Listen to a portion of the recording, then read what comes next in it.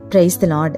యేసుక్రీస్తు ప్రభువారి శ్రేష్టమైన నామంలో అందరికీ ఈ నూతన దినపు శుభాలు. రోమీలికి రాసిన పత్రిక 9వ అధ్యాయం 14వ వచనంలో పౌలు గారు సంఘానికి వేస్తున్న ఒక ప్రశ్నను జ్ఞాపకం చేసుకుందాం. కాబట్టి ఏమందుము, దేవుని యందు అన్యాయము కలదా?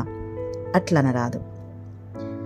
ప్రతి ఒక్కరి జీవితంలో ఈ ప్రశ్న తప్పకుండా ఏదో ఒక సందర్భంలో వేసుకుంటాం.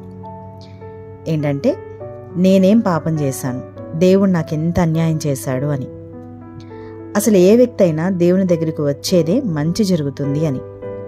అన్యాయం చేస్తే అసలు దేవుడిని ఎందుకు నమ్ముకుంటాం? దేవుడి దగ్గరికి ఎందుకు వస్తాం? మనం ఆరాధిస్తున్న దేవుడు గొప్పవారని, మన క్షేమాన్ని కోరుకునేవారని మనం నమ్ముతాం. ఈ లోకంలో మనం క్షేమం కోరుకునేవారు మనకి ఎవరు కనబడకపోయినా దేవుడు మాత్రం మన క్షేమాన్నే కోరుకుంటారు. మరి మన క్షేమం కోరుకునే దేవుడు మనకు అన్యాయం చేస్తారా? మనకు శిక్ష వేస్తారా? మనం నష్టపోవాలని కోరుకుంటారా? కన్నీటితో మనం బ్రతకాలని కోరుకుంటారా? లేదు కదా. మనం ఎప్పుడు బాగుపడాలని, ఆశీర్వదించబడాలని, గొప్పవారిగా ఉండాలనే కోరుకుంటారు. మనిషిలో అన్యాయం ఉంటుంది. మాటలు మారుస్తారు, మోసం చేస్తారు, ఉన్నది లేనట్లుగా లేనిది ఉన్నట్లుగా మాట్లాడుతూ అబద్ధపు సాక్ష్యాలు చెప్తూ ఉంటారు.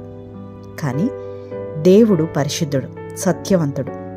ఏదైనా నష్టం వస్తే, కష్టం వస్తే వెంటనే మన నోట్లో నుండి వచ్చే మాట, దేవుడు నాకు అన్యాయం చేశాడు, నా పిల్లలకు అన్యాయం చేశాడు, నేనేం పాపం చేశాను అసలు అని తెగ ఆలోచన చేస్తూ ఉంటాం. కానీ సమాధానం ఈ ఆలోచనలోనే ఉంది.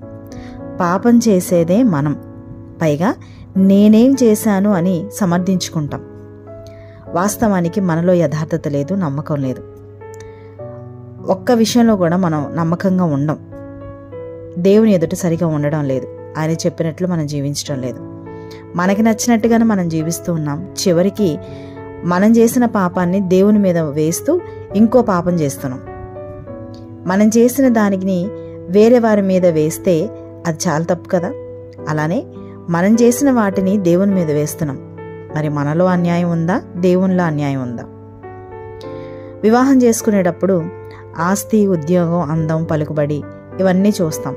మంచి పేరుందా లేదా అని కూడా మనం చూస్తాం. కానీ దేవుని యందు భయభక్తులున్నాయా, భక్తి కలిగిన వారా కాదా అని మాత్రం మనం చూడడానికి అన్నీ బాగానే ఉంటాయి, కానీ అంతరంగంలో ఒక క్రమం లేదు. ఇదే చాలా ప్రమాదం. అన్నీ చూస్తున్నాం కదా, మరి భక్తిని ఎందుకు చూడలేకపోతున్నాం? మందిరానికి వెళ్తారా లేదా వీళ్ళు, ప్రార్థనా జీవితం ఉందా లేదా వీళ్ళకి అని ఎందుకు చూడం?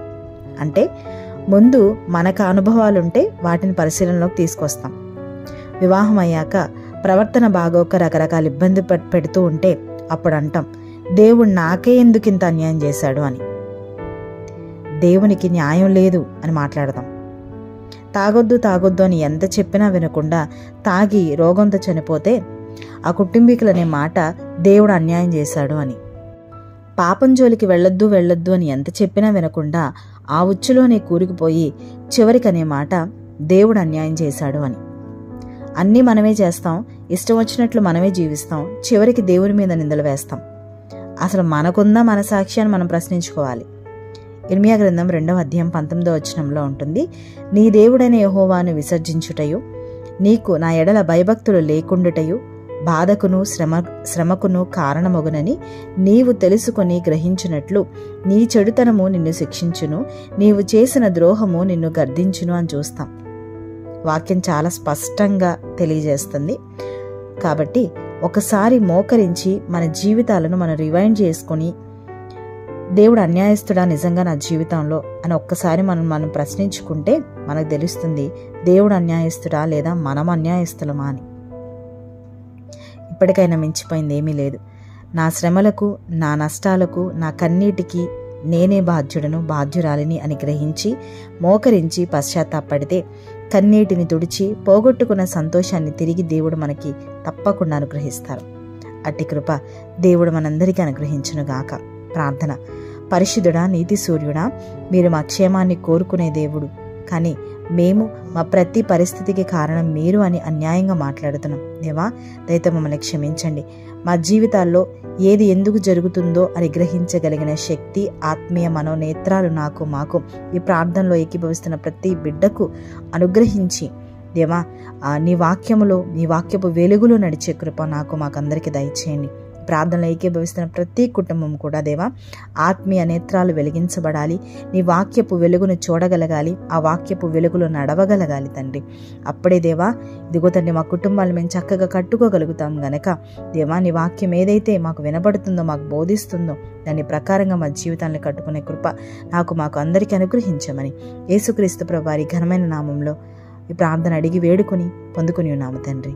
ఆమేన్.